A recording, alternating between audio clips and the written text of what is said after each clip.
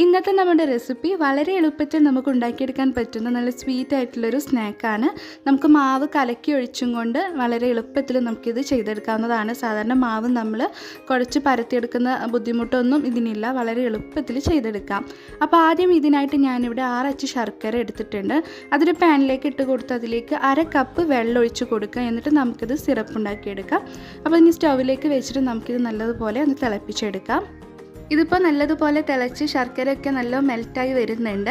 ശർക്കരയൊക്കെ ഉരുകി ഈ ഒരു പരുവത്തിലായിരിക്കണം നമുക്ക് സിറപ്പ് എടുക്കേണ്ടത്. നന്നായിട്ട് ചൂടാറിയതിന് ശേഷം ഇത് അരിച്ചെടുത്ത് ഉപയോഗിക്കാം. ഇനി നമുക്കൊരു ബൗളെടുത്ത് അതിലേക്ക് 1.5 കപ്പ് മൈദ ഞാൻ ഇട്ട് കൊടുക്കുന്നുണ്ട്. ഇതിലേക്ക് ആവശ്യത്തിനുള്ള ഉപ്പ് നമുക്ക് ഇട്ട് കൊടുക്കാം. അതോടൊപ്പം തന്നെ 2 ടീസ്പൂൺ അളവിൽ ഓയിൽ ഒഴിച്ചു കൊടുക്കുന്നുണ്ട്. വെജിറ്റബിൾ ഓയിലോ അല്ലെങ്കിൽ നെയ്യായാലും കുഴപ്പമില്ല.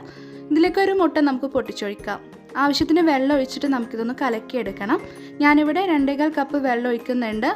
വേണമെന്നുണ്ടെങ്കിൽ പിന്നീട് നമുക്ക് വെള്ളം ഒഴിച്ചിട്ട് നമുക്കിത് ഈ ഒരു പരുവത്തിലേക്ക് മാവ് കലക്കിയെടുക്കുക. ഇനി നമുക്കിത് ഓരോന്നും ചുട്ടെടുക്കണം. അപ്പോൾ ഇത് ചുട്ടെടുക്കാൻ വേണ്ടിയിട്ട് ഞാൻ പാന് സ്റ്റവിൽ വെച്ചിട്ടുണ്ട്. നന്നായിട്ട് ചൂടായിട്ടുണ്ട്. ഇതിലേക്ക് ഒരു തവി മാവ് ഒഴിച്ച് കൊടുത്തിട്ട് ഇതുപോലെ ചുറ്റിച്ചു കൊടുക്കുക.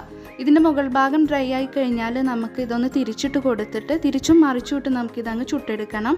അപ്പോൾ ഈ ഒരു റൊട്ടി നമുക്ക് നല്ല പൊള്ളച്ച് കിട്ടണം കേട്ടോ. ഇതുപോലെ പ്രസ് ചെയ്തിട്ട് നന്നായിട്ട് അങ്ങ് ചുട്ടെടുക്കാം. ഇതിപ്പോൾ ഇവിടെ റെഡി ആയിട്ടുണ്ട്. ഇത്രയും മതി. ഇനി ഇതുപോലെ അല്ലാതെ നമുക്ക് ചുട്ടെടുക്കാം. ഞാനിവിടെ ഒരു പ്ലേറ്റിലേക്ക് ചുട്ടെടുത്ത് വെച്ചിട്ടുണ്ട്. ഇനി ഇതെന്താ ചെയ്യേണ്ടതെന്ന് വെച്ചാൽ ആദ്യം ഒരു റൊട്ടി എടുത്തിട്ട് ഇതിൻ്റെ സൈഡൊക്കെ നമുക്കൊന്ന് കട്ട് ചെയ്തെടുത്ത് മാറ്റാം. ഈ കട്ട് ചെയ്തെടുത്ത് മാറ്റുന്നത് കളയൊന്നും വേണ്ട കേട്ടോ. ഇതും നമുക്ക് ഈ ഒരു സ്നാക്ക് ഉണ്ടാക്കാനായിട്ട് ഉപയോഗിക്കാം. ഇനി ഇതിൻ്റെ നടുവിലും നമുക്ക് ഇതുപോലെ അങ്ങ് നീളത്തിൽ അങ്ങ് കട്ട് ചെയ്തെടുക്കാം. ഇനി ഈ ഒരു 2 പീസിലും നമുക്ക് നടുവിലായിട്ട് കട്ട് ചെയ്യാം. ഇങ്ങനെ ഒരു റൊട്ടീന്ന് 4 പീസായിട്ട് നമുക്ക് എടുക്കണം. പിന്നെ ഞാനിവിടെ ഒരു ബൗളിൽ കുറച്ച് മൈദ കുറച്ച് വെള്ളത്തിൽ കലക്കി ഇതുപോലെ പേസ്റ്റാക്കി എടുത്തിട്ടുണ്ട്. നമ്മൾ സമൂസയൊക്കെ ഒട്ടിക്കാനായിട്ട് എടുക്കില്ലേ, അതുപോലെ ഉണ്ടാക്കിയെടുത്തിട്ടുണ്ട്.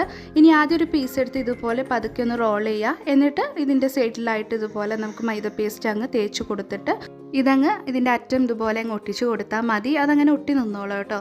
അപ്പോൾ ഇതുപോലെ അങ്ങ് ബാക്കിയുള്ളതൊക്കെ നമുക്ക് ഉണ്ടാക്കിയെടുക്കാം.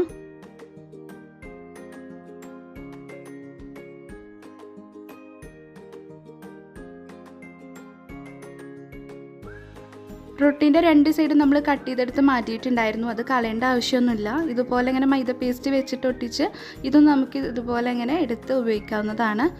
അപ്പോൾ അത് കളയേണ്ട ആവശ്യമൊന്നുമില്ല. ഇങ്ങനെ ചെയ്തെടുത്താൽ മതി. ഇനി ഇത് ഫ്രൈ ചെയ്തെടുക്കാൻ വേണ്ടിയിട്ട് ഞാൻ ഓയിൽ വെച്ചിട്ടുണ്ടായി. നന്നായിട്ട് ചൂടായിട്ടുണ്ട് കേട്ടോ. അപ്പോൾ ചൂടായതിന് ശേഷം നമുക്കിതിലേക്ക് ഓരോ റോളും ഇങ്ങനെ ഇട്ട് കൊടുക്കാം. എണ്ണ നല്ലതുപോലെ ചൂടാവണം. അതിന് ശേഷം നമുക്ക് ഓരോന്ന് ഇതിലേക്ക് അങ്ങ് ഇട്ട് കൊടുത്ത് ഫ്രൈ ചെയ്തെടുക്കാം.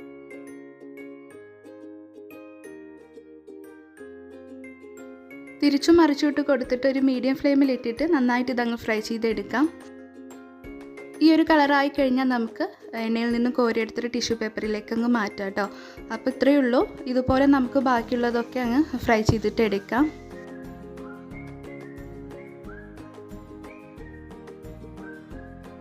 ഇതിൻ്റെ സൈഡ് നമ്മൾ കട്ട് ചെയ്തെടുത്ത് മാറ്റിയതും ഇതുപോലെ അങ്ങനെ ഒട്ടിച്ചെടുത്തിട്ടുണ്ട്. ഇതും ഇതിലേക്ക് ഇട്ട് കൊടുത്തിട്ട് ഫ്രൈ ചെയ്തെടുക്കാം.